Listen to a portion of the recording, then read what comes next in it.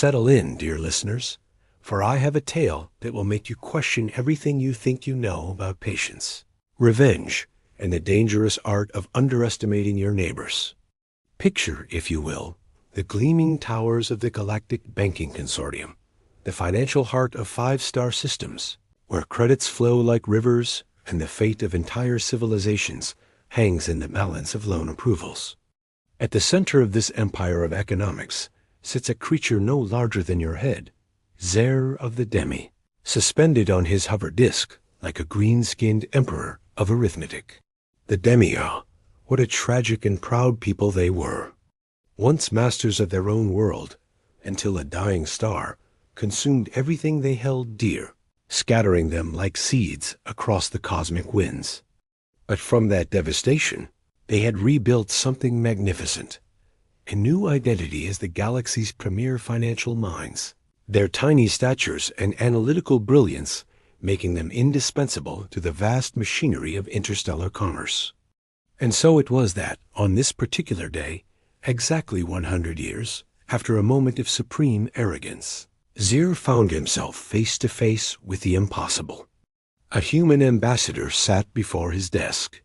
Not just any human, mind you, but Ambassador Kent Beaumont of Earth, that same primitive little rock whose representatives had once been laughed out of this very office by Zer's great-grandfather. The memory was legend among the Demi. How those pathetic creatures had crawled to them, begging for a few thousand measly credits, only to be dismissed like cosmic panhandlers. But something was different about this human. While Zer radiated his signature expression of perpetual displeasure, that look that had cowed loan applicants from a dozen star systems, Beaumont sat with unshakable calm, brown eyes twinkling with amusement.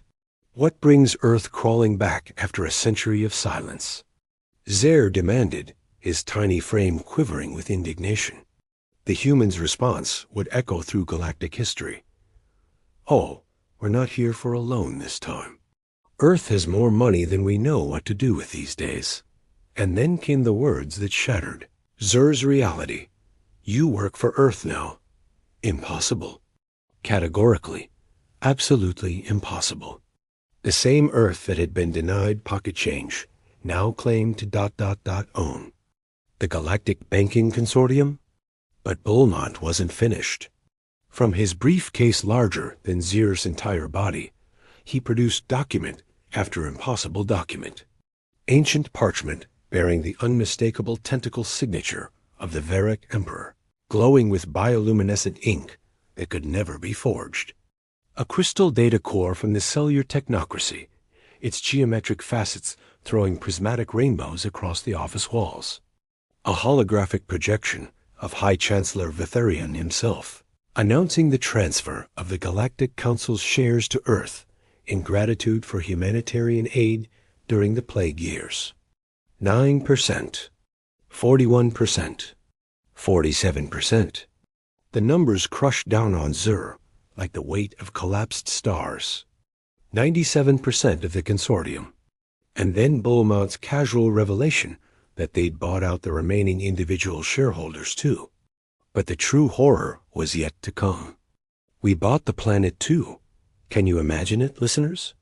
The ground beneath their feet, the air they breathed, the parks where their children played, all of it now belonged to the species they had once scorned.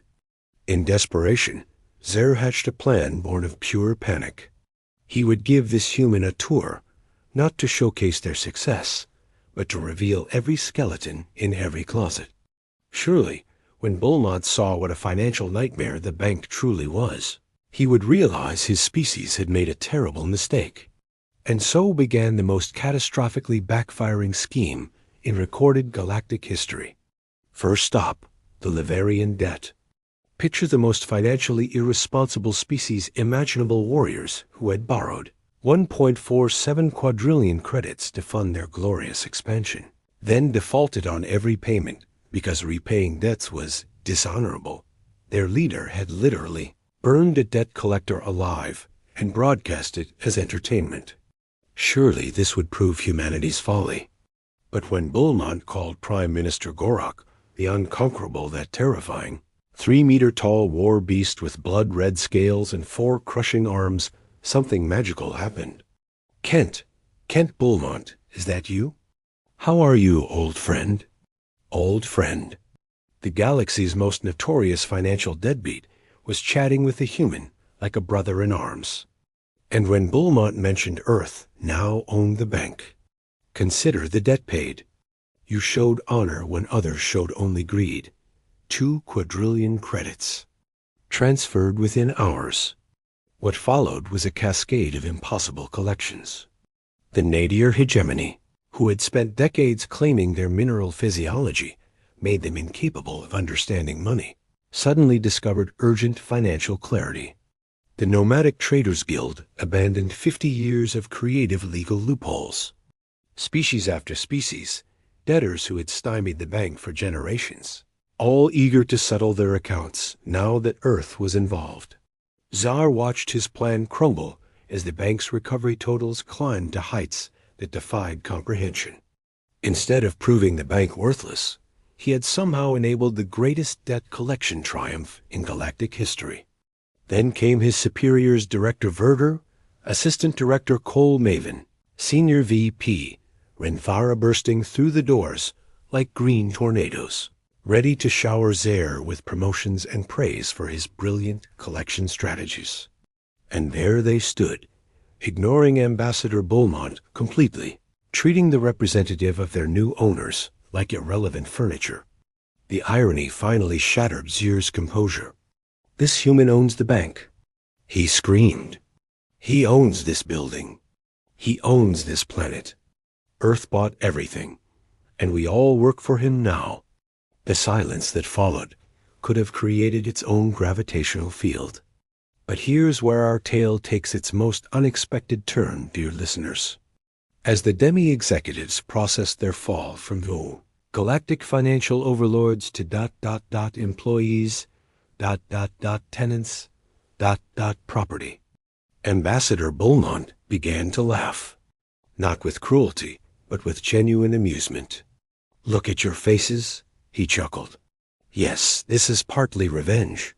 When someone slams the door in your face, it's natural to want to buy the whole building just to prove a point. But then came the revelation that would redefine everything. The value of this bank is tied to how good you are at financial management. Why would we want to destroy that? Humanity needs a bank that can handle questionable financial arrangements. And your species has built the perfect infrastructure for that kind of work. Everyone keeps their jobs. Everyone stays on the planet.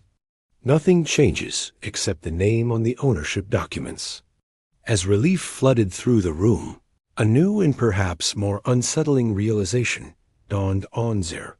If humanity hadn't bought the bank primarily for revenge, if they specifically needed the Demi's expertise for creative financial regulations, then what exactly were Earth's mysterious assets that required such careful hiding? Some questions, Zaire decided, were better left unasked, at least for now. And so ends our tale. Listeners, a story of how the species you underestimate might just become the ones who end up owning everything you hold dear. But sometimes, in the vast tapestry of galactic politics, that might not be the worst thing that could happen to a displaced people trying to rebuild among the stars. Even if it does mean working for the galaxy's most mysteriously well-funded species, with all the questions and complications that arrangement would inevitably bring. The greatest reversal of fortune in galactic history was complete. The Demi had learned a lesson that would echo through the stars. Never, ever underestimate a species that has learned the value of patience and the power of very, very good friends.